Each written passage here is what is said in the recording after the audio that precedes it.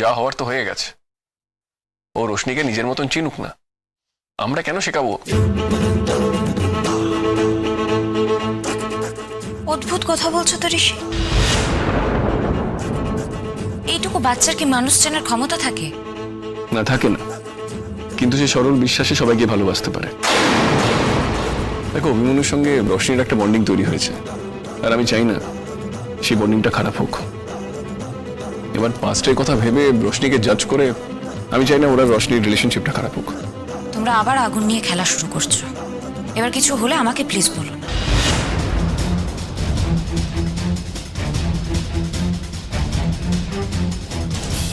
আমারও আর তোকে কিচ্ছু বলার নেই ঋষি।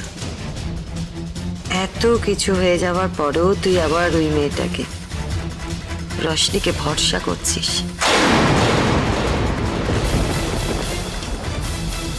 ঋষি, তুমিই আমাকে কথা দিয়েছিলে রোশনিদিকে শুধুমাত্র চাকরির ক্ষেত্রে তুমি হেল্প করবে। চাকরি পেয়ে গেলে আর কোনো রকম তুমি হেল্প করবে না, যোগাযোগ রাখবে না।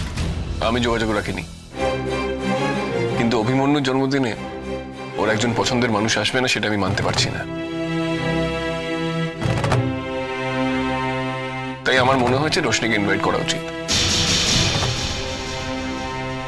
ঋষি, রোশনি ছাড়া বাকি যারা আসছে সবাই ওর পছন্দের। একজন না এলে কিছু এসে যায় না। এলেই বাকি অতজনের মধ্যে কি রোশনি কি ওকে কিডন্যাপ করে নিয়ে চলে যাবে?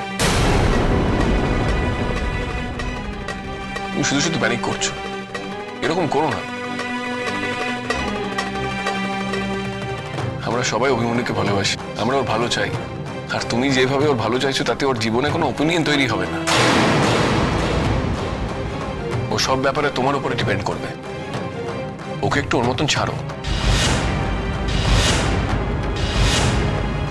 আর ভুল হলে তো আমরা আছি ওর ভুল শুধরানোর জন্য। মাঝে মাঝে ভুল করার দরকার, ঠিকের মূল্য বোঝার জন্য আর ভুলকে স্বাভাবিকভাবে মেনে নেওয়ার জন্য। এবার সবসময় যদি সবকিছু ঠিক হয়ে থাকে, তার মধ্যে ভুল হয়ে গেলে কেউ মেনে নিতে পারবে না। তার মানে ওকে ঠিক ভুলের বিচার শেখানোর জন্য ইচ্ছে করে একজন ভুল মানুষকে ওর জীবনের সাথে জড়াতে চাইছো তুমি? মানুষটাকে শুধু তোমাদেরই ভুল মনে হয়। সত্যি বাবা, এ বাড়িতে যেন অশান্তি ছাড়া কোনো কাজই হয় না। মানে একটা সামান্য গেস্ট লিস্ট বানাতে বসেই এত ঝগড়াঝাটি। কে জানে বাবা বার্থডের দিন কি হবে। যাকে আমার না এসবের মধ্যে থাকতে একদম ভালো লাগে না। আমি আমি যাই, ভেতরে যাই। হ্যাঁ, কিছু কাজ আছে সারি। কি কি করতে হবে আমাকে বলো জাহ্নবী, আমি করে দেবো। হ্যাঁ, আমাকে বললেই হয়ে যাবে। আমি এলাম। ঋষির জীবনে তো এতদিন কোনো অশান্তি ছিল না। তুমি আসার পর যে কোনো কারণেই হোক ওর জীবনে অনেক অশান্তি এসেছে। দেখো, এত কিছু হওয়ার পরেও আমরা তোমাকে মেনে নিয়েছি। তো তুমি কেন একটা ছোট্ট ব্যাপার মানতে পারছো না যে একটা অনুষ্ঠান বাড়িতে রোশনি আসবে? তোমার অসুবিধাটা কোথায়? ঋষি, আমি ভাবতাম আমার মতামতের একটা ভ্যালু তোমার কাছে আছে, কিন্তু আজকে বুঝলাম যে সেটা ভুল। তোমার কাছে শুধু তোমার মতামতের ভ্যালু আছে, আর তোমার মতামতের সাথে যে মতগুলো আমার মিলে তার ভ্যালু আছে, আর কোনো কিছুর ভ্যালু নেই। জাহ্নবী, তুমি আবার আমাকে ভুল বুঝছো।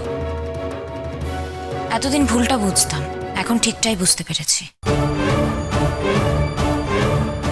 জাহ্নবী, তুমি তো শুধু শুধু এই অশান্তিটা করছো।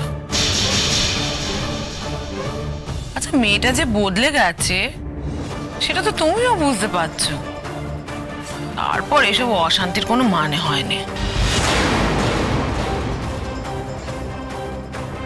একবার ভাবো তো, রোশনি তো জীবনে কিছুই পেল না। রোশনি বাবুসোনাকে খুব ভালোবাসে, আমাদের বাবুসোনা রোশনিকে খুব ভালোবাসে। আর সেই ভালোবাসার খাতিরেই বারবার এ বাড়িতে ছুটে আসে। সেখানে আমরা না বলি কি করে বলো তো? বারণ করার অনেক কারণ আছে মেসি ভাই। দুঃখের বিষয় কি বলো তো, তোমরা সেই কারণগুলো সব ভুলে গেছো। আর আমরা যখন সেটা মনে করাচ্ছি তখন কিন্তু আমরা তোমাদের সকলের কাছে খারাপ হয়ে যাচ্ছি। তোমাদের মনে হচ্ছে যে আমরা নিচু মনের পরিচয় দিচ্ছি।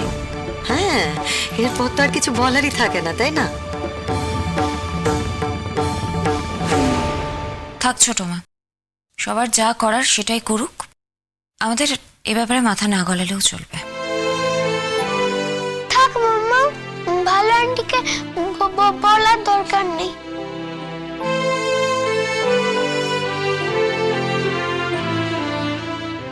জানো তুমি দেখলে, শুধু শুধু একটা বাচ্চাকে তুমি গিল্ট ট্রিপ দিচ্ছ। না ঋষি, আমি ওকে কোনো গিল্ট ট্রিপ দিইনি।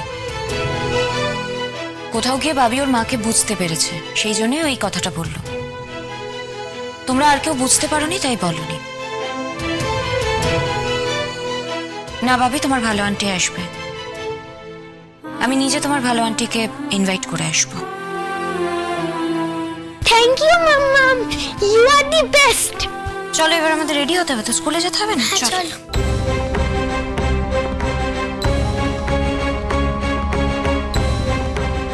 সব ব্যাপার একটা নাটক।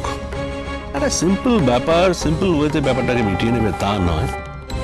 যাকে বাদ দে, এনে ঋষি, এটা এর মধ্যে লিস্টটা আছে, আজ থেকে ফোন করা শুরু করে দে, ঠিক আছে? ঠিক আছে, আমি লিস্টটা আরেকবার ঠান্ডা মাথায় দেখে ফাইনাল করবো।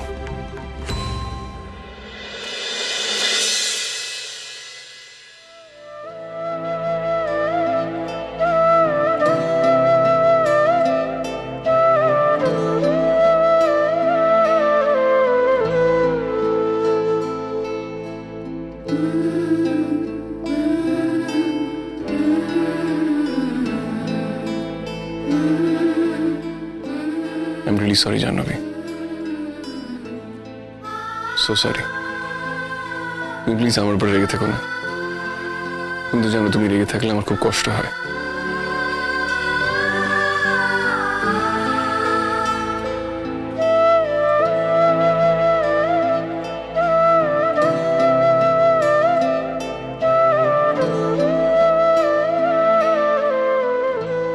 তুমি আমাকে সমানে ভুল বুঝছো জাহ্নবী।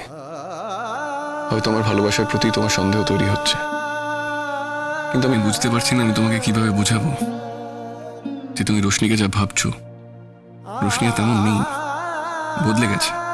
তুমি তো বলেছিলে যে তুমি আমাকে বিশ্বাস করো জাহ্নবী।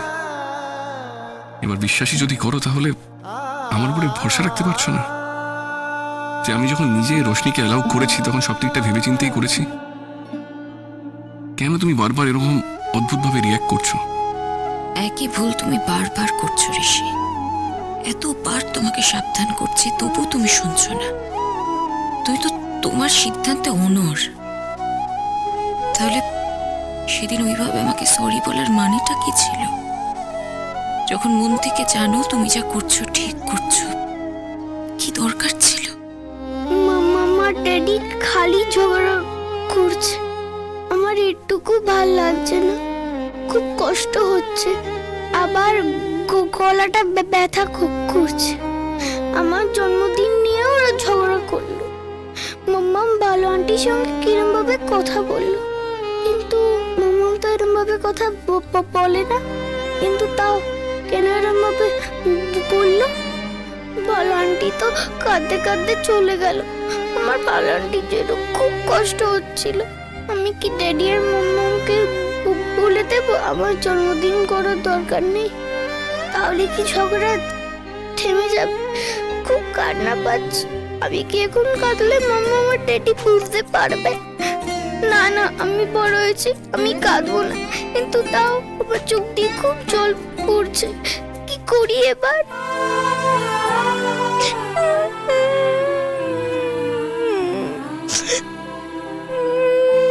ভাবি কি হয়েছে? ভাবি কি হয়েছে বলো? কি হয়েছে বেটা?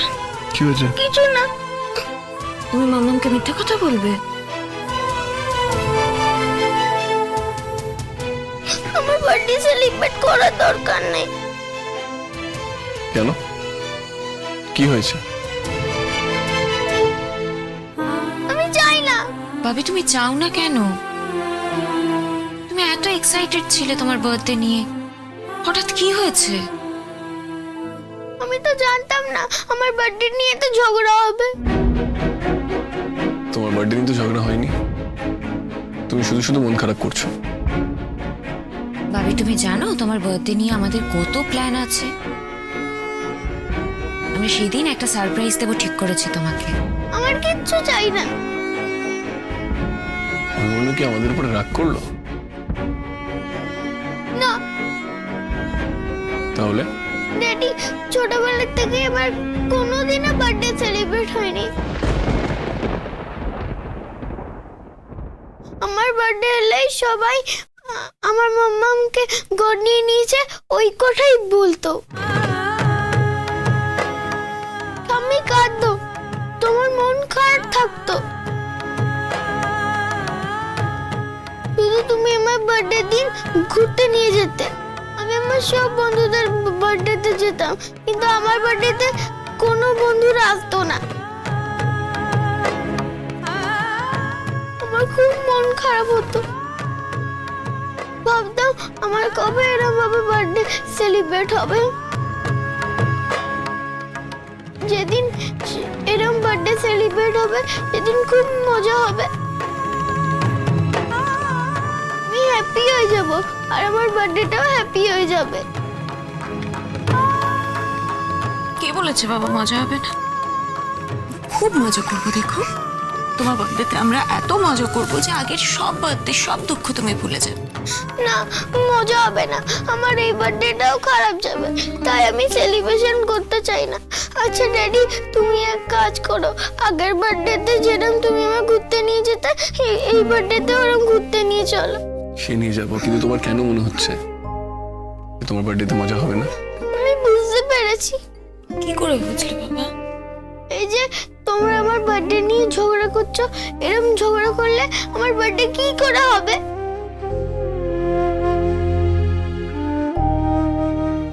ড্যাডি, আমি এই সেলিব্রেশন চাই না। কোনো কিছু দরকার নেই আমার, কোনো সারপ্রাইজ, কোনো গিফট দরকার নেই আমার। কোনো কেক কাটা হবে না, আমার বন্ধুদেরও বলতে হবে না। শুধু তোমরা ঝগড়া করো না। তোমরা ঝগড়া করলে আমার খুব কষ্ট, আমার কান্না পায়, আমার গলা ব্যথা করে। প্লিজ ড্যাডি, প্লিজ মাম্মাম, তোমরা এরকম ঝগড়া করো না। এই যে তুমি চিটিং করো ড্যাডি, আমি কিচ্ছু বলবো না, কিন্তু তোমরা প্লিজ ঝগড়া করো না। আচ্ছা বেশ, আমি প্রমিস করছি আমি আর ঝগড়া করবো না। ড্যাডি, আমি প্রমিস করছি আমি ঝগড়া করবো না। ইয়ে, I love you daddy, I love you মাম্মাম। আচ্ছা বেশ, এবার কি ঘুমটা হবে? মাম্মাম, একটা কথা বলবো? বলো বাবা। ভালো আন্টি কি আমার বার্থডেতে এলে তুমি খুব রাগ করবে?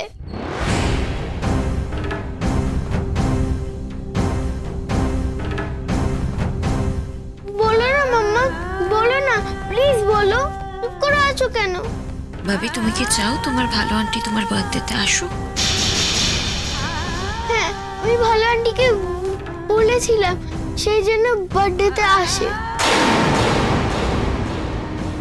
ভালো আন্টি না এলে আমি কেক কাটবো না। কিন্তু ভাবি তোমার ভালো আন্টি কিন্তু অতটাও ভালো না তুমি যতটা ভাবো। তোমার ভালো আন্টির মধ্যে একটা দুষ্টু আন্টিও লুকিয়ে থাকে, মাঝে মাঝে সেটা বেরিয়ে পড়ে। তখন সেই দুষ্টু আন্টিটা কিন্তু অনেকের অনেক ক্ষতি করতে পারে, তোমারও করতে পারে। কিন্তু আমাদের তো স্কুলে শিখিয়েছে। কি শিখিয়েছে ভাবি? সবার সঙ্গে কাইন্ড হতে। তুমি যদি সবার সঙ্গে ভালো থাকো তো তাহলে তোমরা সবাই ভালোবাসবে। কেউ ক্ষতি করতে গেলেও তার আগে তোমার কাইন্ডনেসটা মনে পড়বে,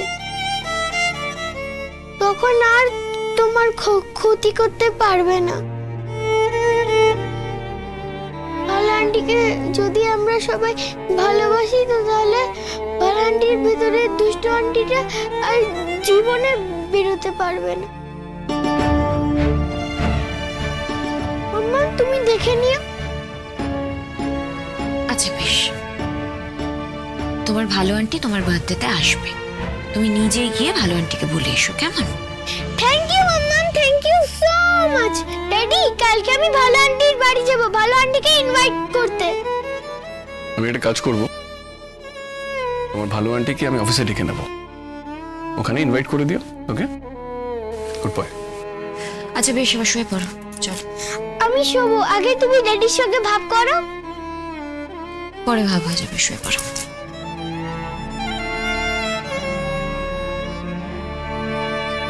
না, এখনই করবে। তোমরা এত ঝগড়া কেন করো?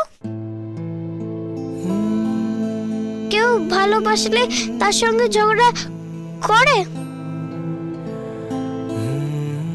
আমি মামা আর তোমাকে এত ভালোবাসি, কই আমি তো ঝগড়া করি না। কেন আমি জানি ঝগড়া করলে খুব কষ্ট হবে। তোমরা জানো না, তোমাদের কষ্ট হয় না মাম্মা?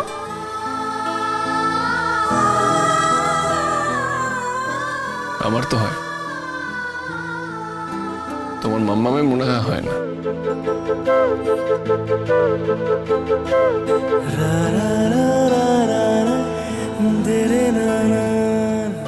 হ্যাঁ ভাবে, তোমার ড্যাডি তো সবকিছু জেনে বসে আছে। জানি তো,